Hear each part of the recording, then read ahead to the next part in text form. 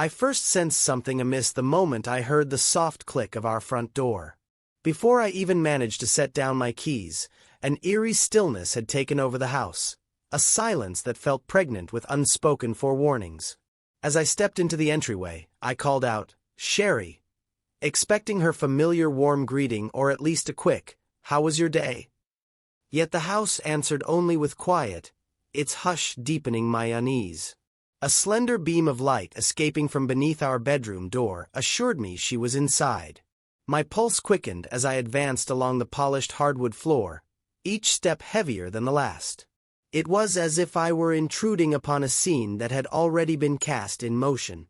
Pushing open the door, I found Sherry before a full-length mirror, her eyes startled as they met mine before settling into a smile that appeared forced. In that moment, she brushed a loose strand of hair behind her ear, pausing as if to compose herself.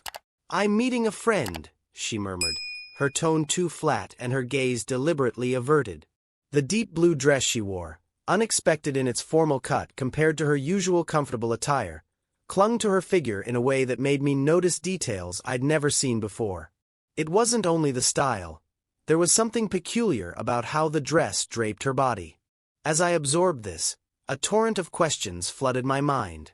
Typically, Sherry wore a simple slip or undergarments beneath her clothes, yet now, the smooth outline beneath the fabric was unbroken, drawing my attention despite my better judgment. "I didn't know you had plans," I managed, attempting to keep my voice neutral even as my heartbeat thundered in my ears. Her reply was a casual shrug paired with an artificial smile. "It was last minute. Sorry for the short notice." I watched her, noting the tension in her shoulders and the care with which she avoided locking eyes with me. I took a step closer, the silence between us laden with implications. At that precise moment, I noticed something disconcerting: the flawless contour of her figure under the dress, devoid of any hint of the usual underlayer. A warm flush of suspicion crept up my neck, though I could not tell if it was embarrassment or an omen of betrayal. "You look very nice," I said slowly, choosing my words with caution. "What's the occasion?" She fidgeted with the hem of her dress, her tone strained. "Nothing special. Just a quick bite and then some catching up." Almost immediately, the atmosphere grew dense with unspoken truths. Before I could probe further, she drifted to the nightstand, picked up her phone, and began typing a message. With deliberate care, she set it face down on the bed, as if hiding secrets in plain sight. Every gesture she made was measured, every movement suggesting that she was performing a part. When I offered to drive her, she shook her head briskly. "No, I'll walk. I'm meeting her a few blocks away." The pronoun her stung with ambiguity. Sherry's circle included many acquaintances, yet this particular reference unsettled me. I forced a smile and said, "Be safe." But as she briskly moved toward the front door, her eyes betrayed a flicker of hesitation before she stepped out, leaving behind a silence laden with questions. I stood in the hallway, my thoughts in tumult. The past weeks had been marked by hushed phone calls and whispered excuses, small cracks in our once solid routine. My heart pounded as I recalled Sherry's secretive behavior. Then, drawn by an inexplicable impulse, I approached the window overlooking the street. There, beneath a flickering street lamp, I saw Sherry pause, glance at her phone, and slip into a car I immediately recognized. The driver's face, illuminated briefly by the lamp's glow, was unmistakable: David, an old friend she had mentioned only in passing. In that instant, a chilling certainty settled over me.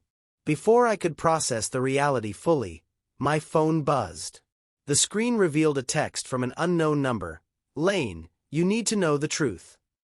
Those words, stark and ominous, sent a shiver down my spine. I stared at the darkened screen, the weight of unanswered questions pressing down on me. My life, it seemed, was now irrevocably altered.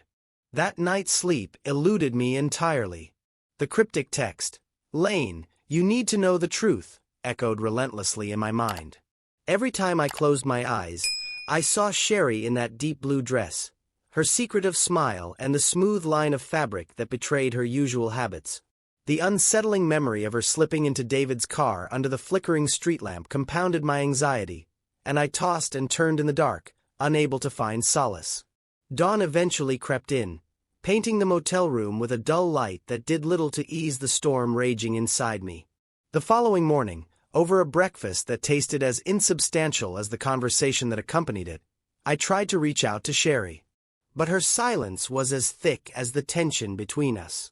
When I ventured a tentative, "Everything all right?" her eyes flickered for only a moment before returning to the glow of her phone. "Yeah," she replied, voice clipped. "Why wouldn't it be?" The feigned nonchalance in her tone struck me as more disturbing than a direct denial ever could. My heart pounded as I noticed the way she scrolled through messages with a detachment that made it all the more clear that something was terribly off. Later that day, an unfamiliar call cut through the oppressive quiet. I answered with a mix of dread and desperate curiosity. A subdued, crackling voice spoke on the line. "Lane? You read my message, right?" The question sent my pulse into overdrive. "Yes," I managed to say, voice trembling. "But who is this? What truth are you talking about?" The voice hesitated before replying in a tone that bordered on pity and urgency. "Just watch your wife closely. She's not who you think she is, and neither is David." The line went dead before I could ask another question, leaving me clutching the phone as if it were a lifeline. I sank into a chair, mind reeling with images of Sherry and the hushed conversations I'd stumbled upon on her computer the night before. I recalled how innocuous social media tabs had given way to private exchanges, a barrage of messages laden with intimacy and veiled hints. In one particular exchange from the previous night, I had seen her type, "He'll be there soon. I'll slip away as planned," and David's reply, "Perfect. Don't forget. No distractions. This has to be just you and me." The words stung with betrayal. They were cold evidence that she had carefully choreographed this deception long before I had even begun to suspect. As the day wore on, every detail of Sherry's behavior crystallized into a painful mosaic of deceit. During a brief moment when she returned home unexpectedly, I confronted her with a calm that belied the turmoil within. "I got a strange call today," I said, watching her reaction closely. Her hand stilled on the kitchen counter, and her eyes, for the briefest moment, betrayed a glimmer of fear before she masked it with a forced smile. "Probably some prank," she replied, though the tremor in her voice hinted otherwise. I pressed on, "You need to understand, Lane, that warnings like these aren't idle threats." But even as I spoke, I could see her uncertainty, an unspoken admission that my worst suspicions were, indeed, coming to fruition. In the midst of that painful conversation, the room felt smaller, the silence between us growing more oppressive with every second. I couldn't shake the image of Sherry leaving that morning, her eyes avoiding mine, and the unmistakable chill of knowing that everything in our life had shifted irreversibly. The day's events, the call, and the damning computer messages all converged into one inescapable truth. The facade of our marriage was crumbling, and the secrets that had been buried were clawing their way to the surface. As the sun sank lower in the sky, I found myself staring out the window, grappling with the enormity of betrayal and the uncertain future that awaited. I felt exposed, vulnerable, and overwhelmingly alone. The truth, however painful, was now all too clear, and I realized that I had reached a point of no return. Every whispered conversation, every hidden text message, and every furtive glance had led to this moment. A moment where I was forced to confront the reality that my life, as I had known it, was over. Later that evening, as the weight of the day's revelations still pressed on my chest, a sharp knock reverberated through the silence of our home. My heart skipped a beat as I moved toward the door with hesitant steps. Opening it a crack, I found our neighbor standing there, his eyes filled with concern. "Hey, Lane," he murmured softly. "I heard raised voices. Is everything all right?" His tone was gentle, yet it carried an undercurrent of alarm. I managed a tight nod and assured him we were fine, though his puzzled glance lingered before he departed, leaving the door slightly ajar. I closed it slowly, feeling as though that brief intrusion had confirmed that nothing about our life was as it once had been. Returning to the living room, I found Sherry seated on the couch, her face drawn and haunted. Her phone lay abandoned on the coffee table, its screen dark now as if it too was unwilling to reveal further secrets. I took a deep breath and sat down opposite her, our eyes locking in a silent battle of accusation and sorrow. "Who keeps messaging you?" I finally asked in a voice that trembled between anger and despair. For a long moment she said nothing, her eyes flickering as if searching for words that might undo the mounting tension. "It's just nothing," she whispered weakly, avoiding my gaze. My mind raced through the fragments of the day, the cryptic call, the damning messages on her computer, and that haunting image of her entering David's car under the street lamp. "Nothing doesn't explain it all, Sherry," I said, my tone rough with pent-up emotion. "You left with him, and I saw everything." A lump formed in my throat as I recalled every detail, every small inconsistency that now laid bare our unraveling marriage. Sherry's eyes widened slightly, a flicker of fear mixed with resignation passing over her features before she lowered her gaze. "Lane, please," she pleaded, her voice soft and desperate. "Let me explain." The room seemed to shrink around us as I pressed. "Explain what?" "That you've been lying. That you planned all this behind my back." Her shoulders slumped, and she clasped her hands tightly in her lap. I never meant to hurt you," she began haltingly, as if each word tore at her soul. "It started as just catching up with an old friend. David was someone I reconnected with. It wasn't supposed to go further than that." But her eyes betrayed the lie. They shone with unshed tears and an inescapable guilt. "Then one day it did.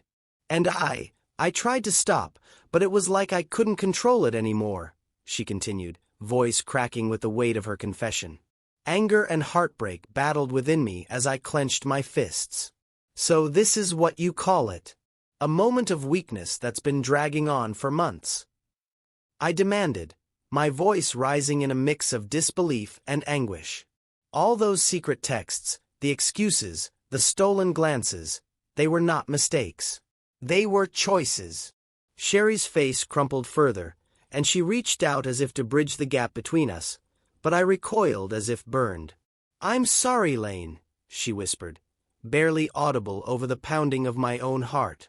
"I'm so sorry." The silence that followed was thicker than any argument. Outside, the night deepened, and the only sound was the steady hum of the refrigerator and my ragged breathing.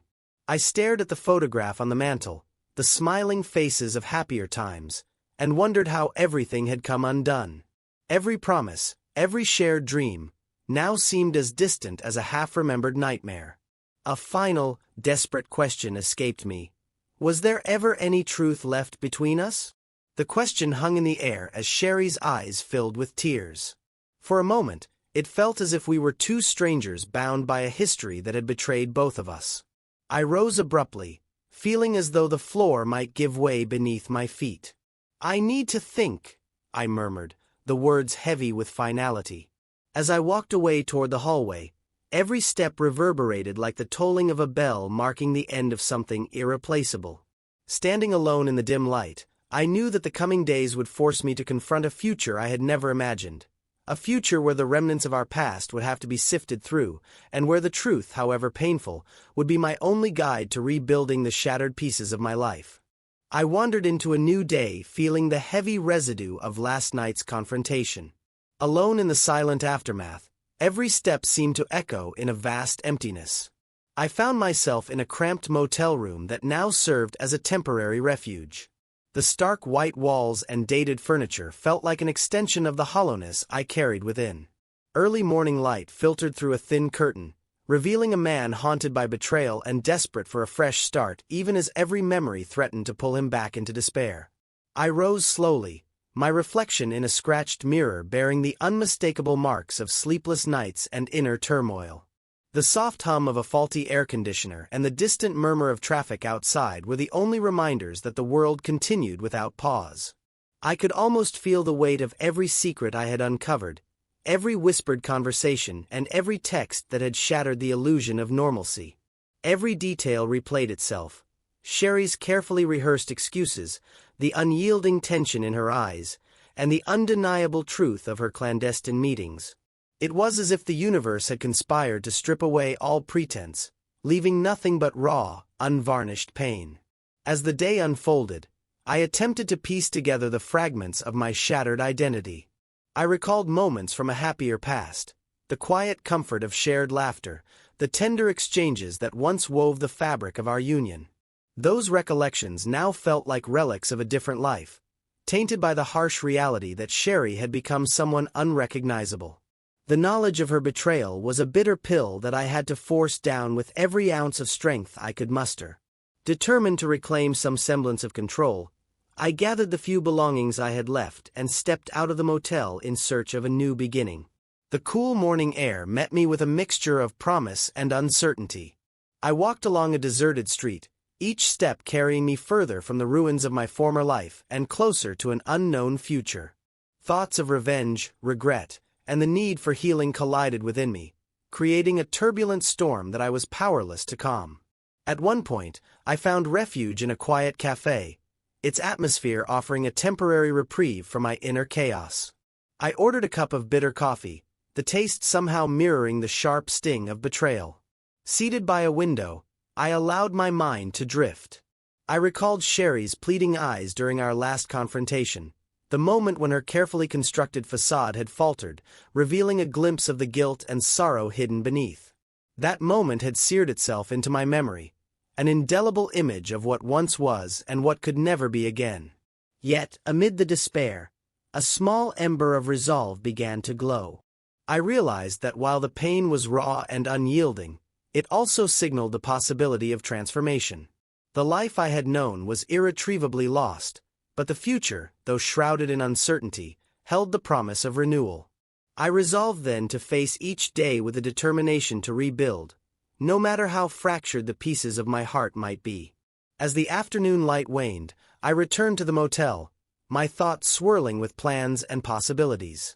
I began to draft a mental blueprint for a new beginning, one that would honor the lessons of the past while forging a path toward healing.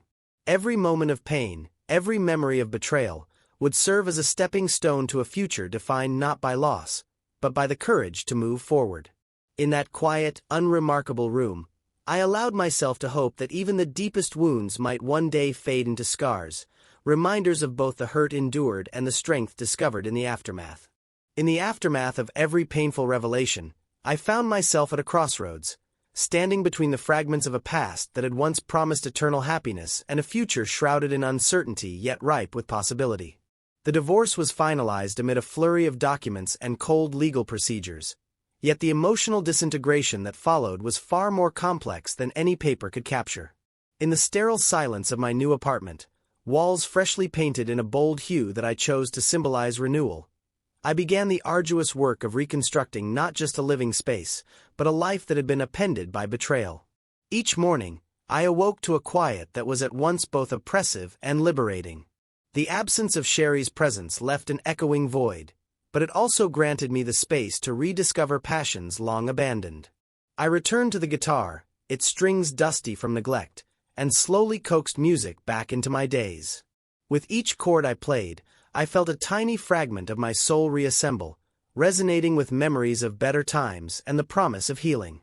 The notes, at first hesitant and discordant, gradually found harmony as if mirroring the slow mending of my heart. I sought solace in the embrace of nature, embarking on long walks through the city's sprawling parks where the vibrant colors of autumn offered a stark contrast to my inner gloom. Beneath the amber canopy of leaves, I would pause to reflect, feeling the crisp air awaken a long-dormant hope. In these moments of solitude, I discovered that the pain of loss was interwoven with the potential for renewal, each fallen leaf a testament to the cycle of decay and rebirth. Friendships, once strained by the undercurrents of unspoken truths, began to flourish anew. Lindsay, whose unwavering kindness had been a lifeline during the darkest hours, introduced me to a small circle of kindred souls who, like me, had weathered their own storms. Together, we shared laughter, tears, and stories of resilience that fortified our resolve to move forward. In our gatherings, the bitterness of betrayal slowly gave way to a gentle acceptance, A recognition that while the past could not be undone, its lessons could pave the way for a more authentic future. Late at night, as I sat by the window watching the city lights flicker like distant stars, I allowed myself to confront the lingering questions. Could I ever truly forgive Sherry? Might there be a path to reconciliation, or was this irrevocable separation the only way to reclaim my sense of self? The answers remained elusive, hidden in the interplay of memory and time, yet I began to understand that forgiveness, if it were to come, would be a gradual process, a quiet, deliberate choice to release the grip of resentment and allow healing to take root. In the soft glow of early dawn, I penned my thoughts in a journal, a chronicle of sorrow, anger, and tentative hope. Every word was a step toward reclaiming my narrative, a declaration that I was more than the sum of my shattered dreams. The act of writing became a ritual of renewal, each sentence a small victory over the despair that had once threatened to consume me. Through this honest self-reflection, I realized that while the scars of betrayal might never fully disappear, they would, over time, transform into marks of wisdom and strength. As weeks turned into months, the raw edges of my pain began to soften. I learned to embrace solitude without succumbing to loneliness, to find comfort in the steady rhythm of daily life. The journey was neither linear nor swift. Setbacks emerged like unexpected storms, but each challenge also brought with it a renewed determination to persevere. In the quiet moments between sunrise and sunset, I discovered that every ending harbored the seeds of a new beginning. Every tear shed a testament to the resilience of the human spirit. Now, as I stand on the threshold of a future that remains unwritten, I carry with me the lessons of the past, a bittersweet tapestry of love, loss, and the enduring power of renewal. Though the echoes of betrayal still whisper in the recesses of my mind, they no longer define me. Instead, I choose to look forward with cautious optimism, ready to forge a new path illuminated by the promise of healing and the certainty that every ending, no matter how painful, is but the precursor to a new dawn.